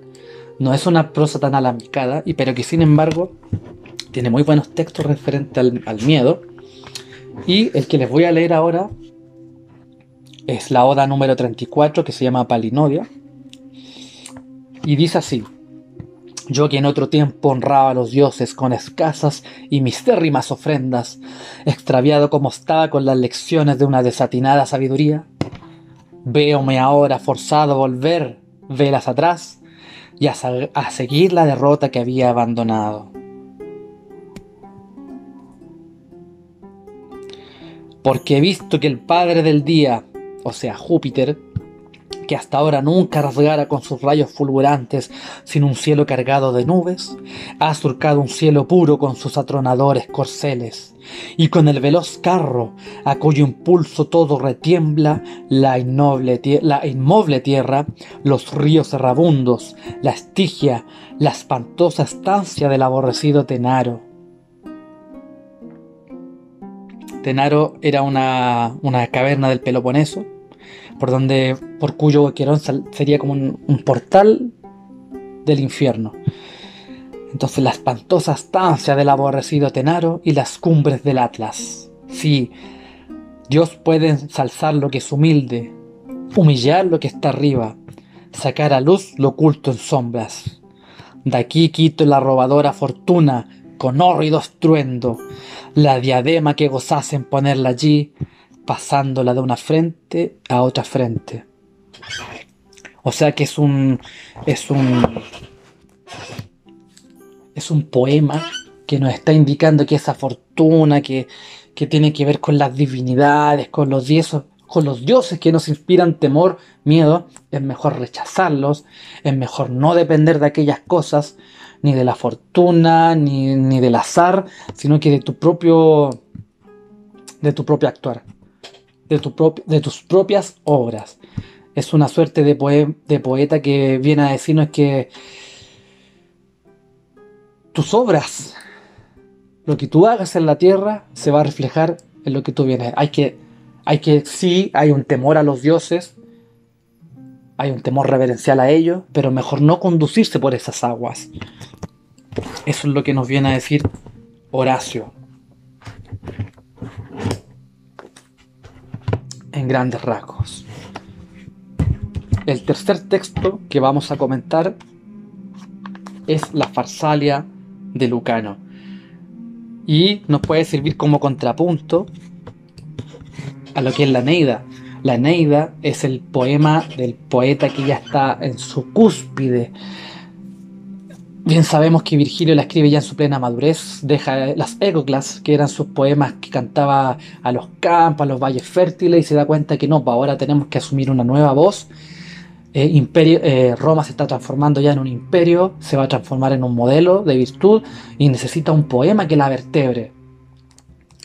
Y ahí aparece la Eneida. Es un poema patriótico, nacional, es un poema refinado, es un poema que está escrito, digamos, con un evidente fervor y sentido popular, patriótico, pero a partir de una lengua docta. No es algo, no se busca la vulgaridad. Lucano, con su Farsalia, está en las antípodas. Lo que nos narra la Farsalia es la guerra civil entre Pompeyo y Julio César. En ese sentido se asemeja a la Eneida por ser un canto épico, pero que sin embargo no tiene esa misma vertebración cósmica divina, y es más terrenal, a tal grado que hay muchos pasajes de la Farsalia que podrían ser perfectamente utilizados. Bueno, ahora muchos se utiliza, da un poco de risa cuando se habla de lo dantesco. Uno ve ahora los periodistas que hablan el dantesco incendio, el dantesco qué sé yo. Bueno, podríamos hablar del ¿cómo podríamos hacer? Del lucanesco paraje, porque Lucano no se guardaba nada a la hora de describir las hematomas, las hemorragias, las heridas que se producían en el campo de batalla. Y por supuesto que a los ojos actuales da mucho temor. Y vamos a buscar acá unos parajes que tengo. No tengo el libro en físico, pero lo tengo en digital. También es una edición de Gredo. Y vamos a citar algunos pasajes que tengo subrayados. Ya, esta parte del libro 2. Y dice: hay una batalla y se describe, bueno, una batalla que ocurre a los pies del río Tíber, y Lucano nos describe cómo queda el campo de batalla. Es totalmente gráfico y dice: el caudal de agua de delante siguió fluyendo hacia el mar. La corriente que le seguía quedó estancada ante la pila de cadáveres. Ya el empuje de la sangre acrecida se abrió camino, y derramándose por toda la campiña y lanzándose hacia las ondas del Tíber en impetuosa avenida, dio ayuda a las aguas estancadas. Ya ni el cauce ni las riberas pueden contener al río, y éste devuelve los cadáveres a la llanura. Por fin, abriéndose paso penosamente hasta las ondas tirrenas, dividió la azulada superficie del mar con un torrente de sangre. Y por estas hazañas mereció Sila ser llamado salvador del universo y afortunado, y por ellas erigirse un monumento funerario en medio del campo de Marte. Tales padecimientos nos aguardan de nuevo, tal será el camino recorrido en el desarrollo de la guerra, tal será firme el desenlace de las contiendas civiles. O sea, fíjense lo que nos está diciendo ya. Esta descripción bélica es la antesala de lo que va a venir, porque cuando viene una guerra civil va a cundir el pánico, hermanos contra hermanos, familias destruyéndose. Es lo peor. Y acá Lucano no se guarda nada. Y dice: un hierro nefando hundió el esclavo en las entrañas de su dueño. Los hijos se empaparon en sangre paterna. Llegó a haber contienda sobre a quien correspondería cercenar el cuello de un padre. Murieron hermanos por la recompensa otorgada para ellos a sus hermanos. Los sepulcros se llenaron de fugitivos. Se mezclaron los cuerpos vivos con los enterrados, y los escondrijos de las fieras no tuvieron cabida suficiente para un pueblo en masa. Uno quebró su cuello y estranguló su garganta con un lazo. Otro, arrojándose de cabeza con todo su peso, se estrelló al chocar contra el duro suelo, y hurtaron sus muertes al sanguinario vencedor.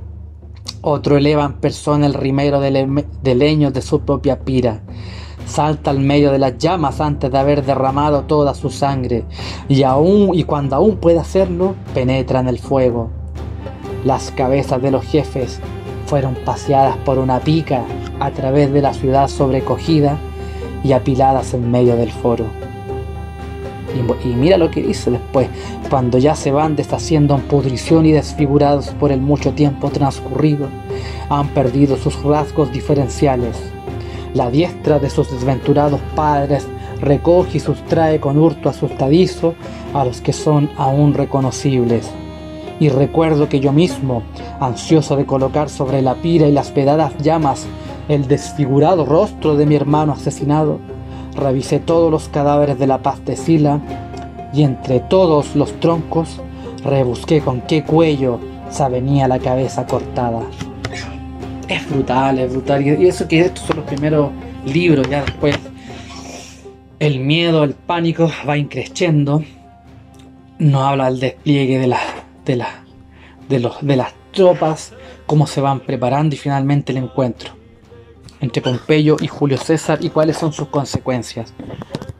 Un clásico que no puede faltar en ninguna biblioteca. Vamos a comentar ahora al tercer autor, que sería Ovidio. Bueno, las Metamorfosis, como bien sabemos, es una suerte de catálogo o muestrario de mitos. Están condensados muchos mitos. De hecho, muchos mitógrafos contemporáneos se basan en este libro, en la Metamorfosis, porque aparecen relatos que van desde los años de la creación, el mito de Perseo, aparece el mito de Galatea y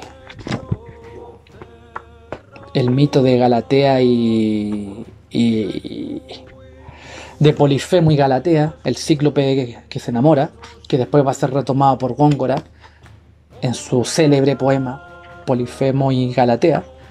Y bueno, a diferencia de los cuentos modernos que van separados con incisos, qué sé yo, que tú sabes cuando aparece un cuento, no, esto es una suerte como de largo canto, donde se van apareciendo distintos mitos entrelazados, o más bien encadenados unos con otros, divididos en diversos libros. Probablemente esto fue pensado para compendiar todo el saber popular mítico. Y el más llamativo, hay dos mitos que quise tomar. Uno el de Orfeo, que bien sabemos que Orfeo era de ahí se deriva el orfismo, que fue toda esta religión que tenía que ver con los cantos órficos, que tenía que ver con apaciguar los ánimos. Orfeo siempre con su lira, acallando a las bestias, sanando a los enfermos, una suerte como de Jesucristo, de proto Jesucristo, de sanador. Bueno, contemporáneamente se utiliza mucho el término homofóbico. A veces hablamos de los crímenes de odio, los crímenes homofóbicos o transfóbicos. Bueno, quizás podría tener su origen en este mito de que esta fobia es tan grande, es tan deslindante de terror, que yo voy a buscar matar a aquello que me provoca miedo, obviamente de forma irracional, no siempre premeditadamente. Y quizás esa fobia podría remitirse a este mito. Y dice que, bueno, va por Tracia, va caminando Orfeo, va con su lira, cuando de pronto va Orfeo, va con su lira, dice, las mujeres de los Cícones, una suerte de mujeres salvajes, dicen: mirad, mirad, allí está el que nos desprecia. y la mujer arrojó su bastón contra la melodiosa boca del cantor de Apolo, que al estar recubierto de hojas solo le dejó una señal sin herida. Otra utilizó como arma una piedra, que tras ser lanzada en el mismo aire, fue cautivada por la melodía de la boca y de la cítara, y la piedra, como pidiendo perdón por tan terrible atrevimiento, se posó a sus pies.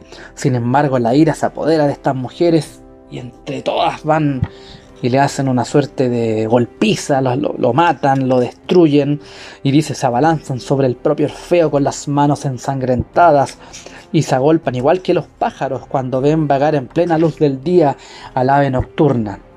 Y así como el ciervo, recuerden el ciervo porque voy a conectarlo con otro mito, destinado a morir en el ruedo por la mañana, en medio del anfiteatro, expresa de los perros, ellas se lanzan sobre el poeta y le arrojan sus tirsos verdes de ramas, tirsos hechos para otros usos, lo golpean como estas suertes de varitas. Esta le arroja terrones de tierra, aquellas ramas que arrancan de los árboles, otras le tiran piedras, y para que no le falten armas a la locura, casualmente había unos bueyes que iban removiendo la tierra con el peso del arado, y no lejos de allí unos robustos campesinos labraban los campos ganándose el sustento con abundante sudor. Estos huyen al ver a la tropa de las Ménades abandonando sus instrumentos de trabajo, que eran azadas, picas, rastrillos y largos azadones, y con estos mismos azadones las Ménades, estas mujeres salvajes, van y enfurecidas terminan destruyendo a Orfeo, lo matan, queda totalmente descabezado, salta un miembro, una cabeza. Y bueno, casi como después de esta espantosa muerte, casi como premio de consuelo, nos relata el poeta que, bueno, muere Orfeo, su cabeza queda por un lado, sus piernas por otra, y finalmente baja a las aguas del inframundo y se encuentra con su Eurídice, a la que intentó alguna vez sacar del infierno, no pudo rescatarla, pero ya muerto, finalmente se abraza con ella. Es terrible el cuento, el mito en este caso.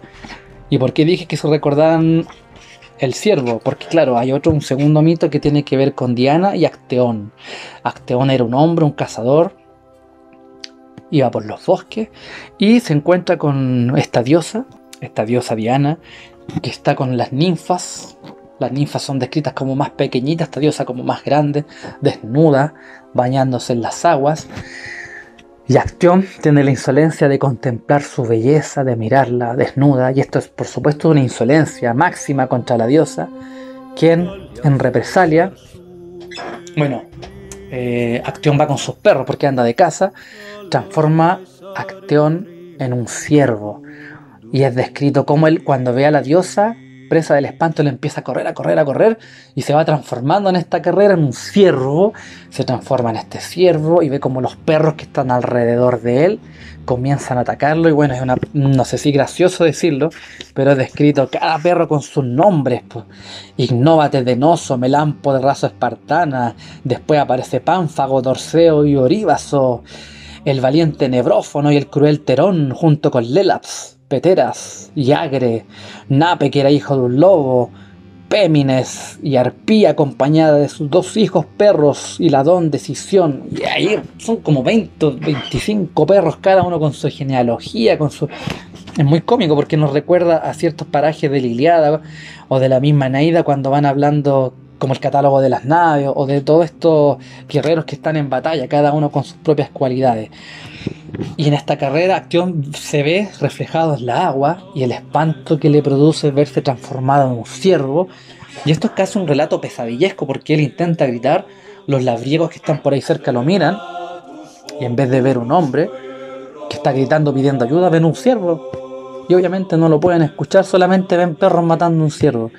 Y el paraje es descrito con mucha destreza, Ovidio le puso mucho talento, digamos, en describir esta escena de cómo el hombre intenta gritar, pedir ayuda, presa del pánico, pero no lo pueden escuchar porque se transformó en un ciervo. Este paraje es una obra maestra de lo que es una metamorfosis y lo que es el miedo. Y bueno, ya después de este largo periplo vamos a terminar con el Satiricón de Petronio, considerado también una suerte de protonovela, de estos hombres que se liberan y van vagando de pueblo en pueblo. Para muchos es una suerte de primera novela pícara, porque va relatando la vida de hombres de baja clase, pues de baja calaña, cómo van sobreviviendo a través del pillaje, el robo, se van escondiendo y van apareciendo entremezcladas muchas historias. Y hay una particularmente que la parte fragmento 61 y 62. Bueno, que a todo esto el Satiricón de Petronio es una obra que está mutilada, está fragmentada. Hasta el día de hoy no se sabe qué salió de la pluma de Petronio, si fue presa o no de la censura. Algunos se atreven a decir que era mucho más subida de tono en su época, otros que llegaron copistas nuevos, pusieron de su cosecha. Cuesta mucho fijar la autoría, podrían haber múltiples autores, pero lo que nos llega acá es el relato de un hombre que va por los bosques y se encuentra con una suerte de hombre lobo.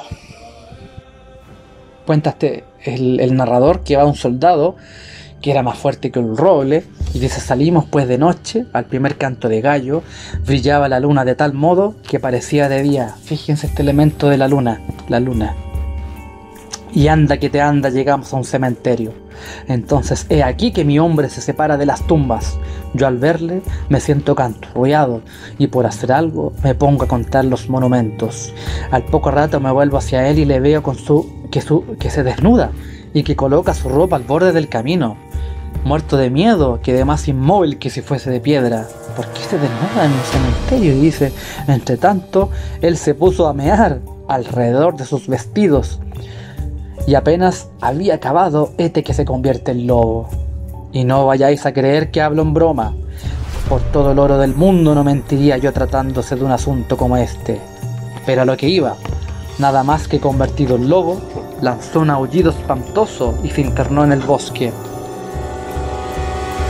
Yo al principio no sabía, la verdad, lo que me pasaba ni dónde estaba. Luego me acerqué en busca de su ropa, pero se había convertido en piedra. Creo que nos costará trabajo creer que si alguna vez un hombre creyó morir de miedo, ese fui yo aquella noche. Entonces maquinalmente saqué la espada y mientras corría hacia la granja de su querida mujer, fui repartiendo tajos a diestro y siniestro entre las sombras. Cuando entré, al fin estaba más muerto que vivo, y ciertamente que a poco muero de verdad. Me corría un raudal de sudor frío por todo el cuerpo. Los ojos perdieron la noción de lo que veían, y costó lo indecible hacerme volver en mí. Mi querida, entre tanto, se asombró mucho de verme por los caminos a tales horas, y le dijo: lástima que no hubieses venido antes, pues nos hubieras echado una mano. Un lobo enorme ha entrado en los establos, y ha degollado todos los animales. Ha sido una verdadera carnicería, y aunque se nos ha escapado, mal le debe haber ido, porque un esclavo le ha atravesado el pescuezo con una lanza. Fíjense, acá está después de revisar todos los clásicos, digamos que por primera vez, de forma nítida, aparece una historia de terror con un desenlace y un desarrollo. Antes de Petronio, de su Satiricón, probablemente no hay ningún relato que plenamente se enfoque en lo que es una historia de miedo, donde claro, hay una situación, un hombre va por el cementerio, uno se desnuda, se transforma en lobo, el otro se asusta y finalmente el monstruo muere. Se acerca mucho más a la modernidad porque los otros textos que relatamos tienen una relación con el miedo, pero de forma más marginal. Ahora, claro, la obra del Satiricón está llena de momentos humorísticos, ahí cuando aparece el hombre que empieza a mear su ropa, casi una escena más que llama a la risa que al miedo, pero que sin embargo nos sirve como una forma de rastrear de lo que sería posteriormente el relato moderno. Todavía no existe esta mentalidad de rendirle pleitesía al miedo. El miedo es un elemento de los poemas, es un elemento del teatro, de las tragedias, pero todavía no está estilizado de forma independiente. Todavía, claro, nadie puede decir que el Satiricón es una obra de miedo, pero sí podemos decir que hay elementos de miedo. Eso, pues, gente querida, ya estamos llegando al final del video. Dije en un comienzo iba a tratar de hacerlo lo más breve posible, Por supuesto que hay muchas cosas que se me quedaron en el tintero, pero mi idea es hacer una síntesis, que tú una vez que hayas escuchado esta clase, seas capaz de identificar cómo era el pensamiento romano, cuáles eran las principales clases, cómo se constituía la literatura, cómo era la familia, la ciudad. Y bueno, para cerrar, es importante que les diga cuáles fueron los textos, además de los clásicos que yo ya les comenté, cuáles fueron los textos que yo me basé para poder hacer esta clase. Les va a servir para, si quieren ahondar más en el tema, esto lo pueden tomar por supuesto como una introducción. Y bueno, respecto a lo que es la literatura, los placeres de la literatura latina de Pierre Grimal, que ya habíamos comentado en una clase anterior. Él tiene un diccionario de mitología greco-latina, que es un diccionario fundamental para comprender cómo eran los mitos. Pero en este libro, Los placeres de la literatura latina, es una suerte de síntesis que nos ayuda a orientarnos cuáles son los principales clásicos, de qué hablaban cada libro y cómo encarar la literatura, el estudio, el mero placer de leer la literatura. Y bueno, ya respecto a lo que es la visión religiosa, antropológica, son varios textos. El primero es otro de Pierre Grimal que se llama La civilización romana: vida, costumbres, leyes, artes. Me parece que es un libro bastante bien escrito, de forma amena, tiene un buen corpus bibliográfico, no tiene un tono académico, es un tono muy para todo tipo de público y que sin embargo no carece de rigor. Hay otro texto que es un poquito más, digamos, distendido, inclusive humorístico, que habla de la antigua Roma, que también te puede servir, que se llama, acá lo tengo, el título, es un texto casi de carácter pedagógico. Si no quieres introducirte con un texto, digamos, que sea más ágil, te recomiendo La antigua Roma por 5 denarios al día, de Philip Matissac. Este es un libro bastante, como dije yo, lúdico, porque nos habla cómo era el día a día en Roma y te explica cómo la gente cómo la gente comía, cómo se vestía, cómo eran las habitaciones, cómo era la legislación. Habla también de los juegos gladiatorios, que no lo pudimos tocar porque ya excede ya el propósito de este libro. Y yo digo que como introducción o como para refrescar muchas cosas, es un libro que recomiendo a ojos cerrados. Otros libros también que habla de la antigua Roma, que son múltiples, la bibliografía es casi infinita, pero que me sirvió en este caso para poder hacer esta clase, es Roma y los bárbaros, una historia alternativa de Terry Jones, que tiene que ver con la otredad, con todos los enemigos de Roma, con los saqueos que hubo y cómo percibían los afuerinos a los antiguos romanos y viceversa. Hay una dialéctica ahí. Y otro libro también es Los enemigos de Roma, que también es de Philip Matissac, que está escrito también dentro del mismo cariz, que es ver cómo fueron estas campañas en contra de Roma y cómo Roma movilizó soldados y digamos cómo era percibido el romano y cómo él veía a sus enemigos. O sea, los romanos siempre fueron bastante puritanos en ese sentido, siempre veían a los de afuera con mucho resquemor. Ya quizás después, en una fase mayor ya del imperio, comienza a haber una suerte de aculturación y los pueblos dominados comienzan a integrarse, quizás con las conquistas de las Galias, ya con una etapa más avanzada del imperio romano. Pero también es fundamental para entender cómo era el pensamiento romano. Y eso, gente querida, espero que el video te haya servido. Si tienes dudas, si quieres comentar algo, déjalo ahí en comentarios. Y muchas gracias por llegar hasta el final. De verdad. Hasta un próximo Lector Estepario.